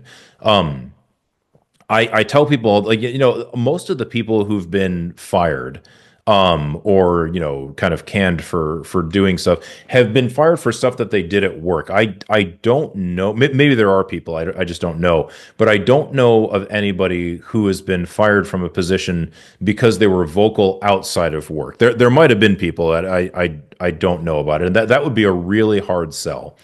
Actually, that same couple that I know, the wife posts some pretty inflammatory things on Facebook and Instagram, actually. Statement, not videos and pictures, but statements of Zionists, this or that or whatever. But the and and she's been told by her administration that look, if the community comes to us and says that they feel unsafe with you as their doctor, that puts us in a really awkward position. And if you're posting things that are this inflammatory, then we don't really have the ability to point to someone else who is also posting these things and has a job also, like you know what I mean, they don't have the ability to find, say, like some unimpeachable comparator, like I don't know, some other doctor who happens to be a practicing Jewish person who also posted a similar thing. Well, then we can tell people, look, you're not actually afraid, you're just trying to harass this person.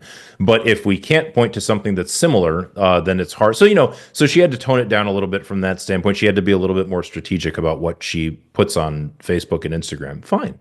I mean, yeah, it's a pain in the butt. Do you feel you're being censored? Yeah, but nevertheless, you do it, and that's, so we all have to accept that there are a lot of institutional things that we don't have any control over in our lives. I'm very, very lucky in that my administration actually has a little viewing party every time I'm on TV because there's nobody famous that works at our hospital. So they just say, "Yay, our doctor's on television." But but that's not the case in most of the country, and I know that. Um, and then, there are more serious consequences sometimes. Like Mark Perlmutter, he's a Jewish American hand surgeon that I went to Gaza with twice. He's had his car windows broken. He's had people call his house and threaten him and his partner. Um, that takes a toll on it. He's a 70-year-old man. I mean, he's hardly a threat to anybody, but that takes a toll on you. It's no, he's a cantankerous fellow, so he just says, these people can go f themselves. The but that's a real thing. If you have small, like Mimi that I mentioned, the woman who took the emergency medicine doctor who took the pictures from the that were in the New York Times, she's had people call and threaten her children. That's not a joke. I mean, almost nobody actually threatens somebody if they actually have the intention of harming them. It's an intimidation tactic. But nevertheless, that's very scary, and it's so these are as long as people go into these things with their eyes open, knowing what they're getting into, they can manage these risks. But you just have to think about them a little bit. But obviously, I think the risks are worth it because people have to speak out. The Now, like right now, I'm doing an effort with the American College of Surgeons where I'm promising everybody that their signature is confidential because people otherwise they just will not. So even though the letter that we're sending is very tepid, I mean, it doesn't call for, like I said, it's like what I was saying. The medical institutions shouldn't be making political statements. It's just a statement about the targeting of healthcare workers in Ukraine and Gaza. But nevertheless, I'm making sure that everybody knows this is a private internal discussion in the American College of Surgeons. It's not to be broadcast in the on Facebook or social media or something like that. Um, because that's more people are comfortable with that. Okay, fine. You know. So there's lots and lots of options, but the thing is you're not going to be able to think about them just sitting by yourself in your basement doom scrolling on Instagram. You have to get together and talk to people. And that's we all know that one of the major effects of social media is to stop us from talking to each other. And especially, in person. And we just have to get past that, and we have to have a situation where we actually come together and talk. And there are a lot of groups that are doing this kind of thing. Like again, there's a Jewish Voice for Peace chapter in every town. Like there's no shortage of them, and you don't have to be Jewish to join. They're very like I'm not. Like then I've been a member for a long time. I just spoke at their conference a few maybe 3 weeks ago now, 4 weeks ago, I can't remember, in Baltimore. But they're very happy to have you, and it might be that you find out that Jewish Voice for Peace is not your jam, and you want to go somewhere else.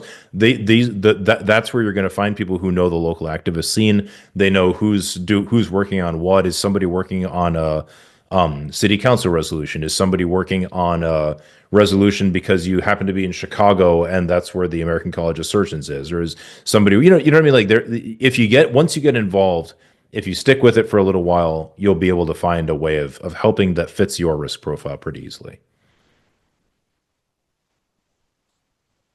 Dr. Sidhwa, I know I've said this a few times, but your courage um, and your message on these actionable items that we all, as opposed to doom scrolling, can take. The importance of coalitions, building coalitions, finding like-minded people, Yeah. different spheres of influence that you have these conversations with, and then you build a critical mass.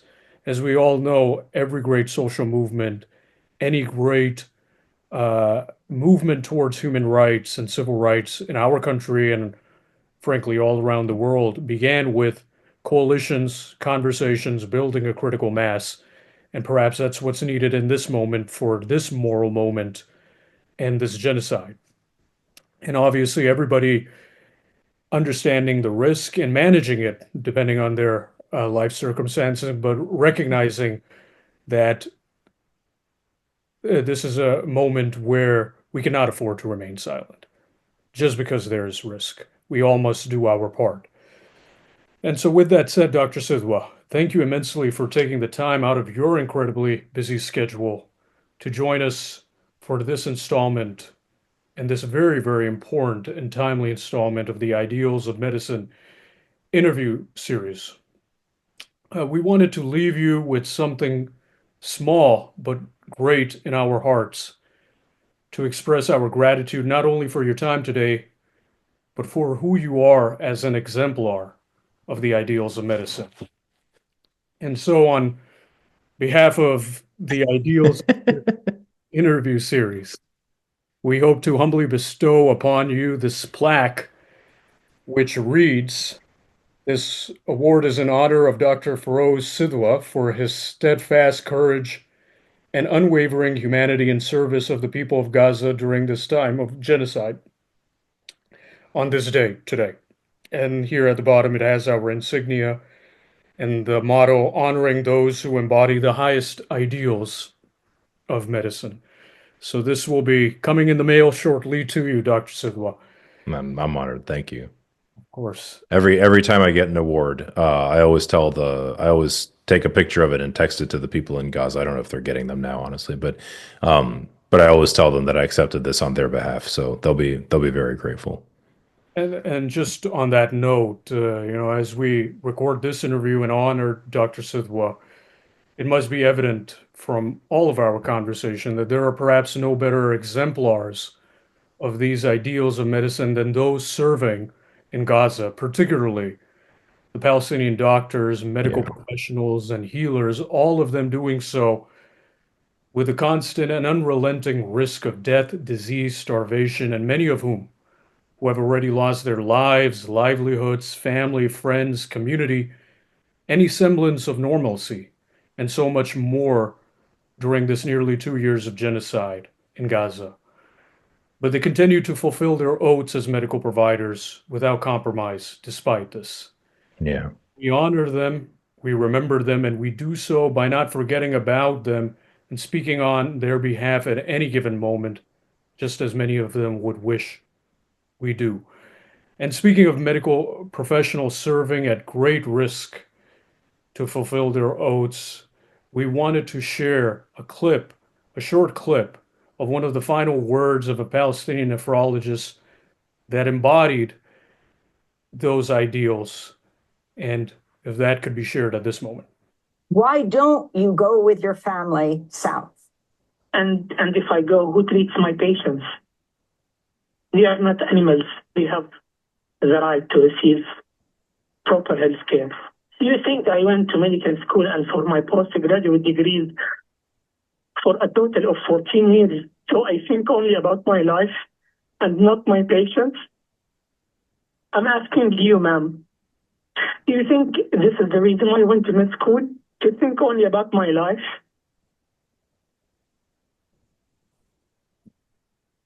These were the final words of Dr. Haman Allah. And when we think of those staying true till the end to our ideals as a profession, asking who will take care of my patients? Do you think I went to medical school to abandon my patients and refusing to abandon them, and obviously that costing him his life? We remember Dr. Allah and so many like him as the best exemplars of the ideals and oaths of medicine, particularly at this time of genocide. And we recognize that as we speak, we do so from a place of privilege, having the luxury and comforts of living and working without the distress of bombs and killings here. But recognizing this privilege, we must do our part to speak up and bring an end to these atrocities at the earliest possible moment. And so it goes without saying that we must speak up, particularly as medical professionals, with our commitment to serve all, wherever and whenever, any life, regardless of race, ethnicity, religion, nationality, or any other such artificial and superficial difference. Whenever lives are threatened, whenever their health is threatened, or whenever anyone is unjustly killed. So with that, thank you, Dr. Sidhwa, once again. We look forward to continuing our conversations with you and others like you, and hopefully seeing the day when peace prevails. If you enjoyed our conversation and would like to support our work, please share this interview with your friends, colleagues, bosses, perhaps people you will meet tomorrow. Please subscribe to our channel, like our videos and podcasts, and we welcome your participation and engagement with this project and beyond. Thank you all once again for joining us for this installment of the Ideals of Medicine interview series, and we look forward to having you all join us again in the near future.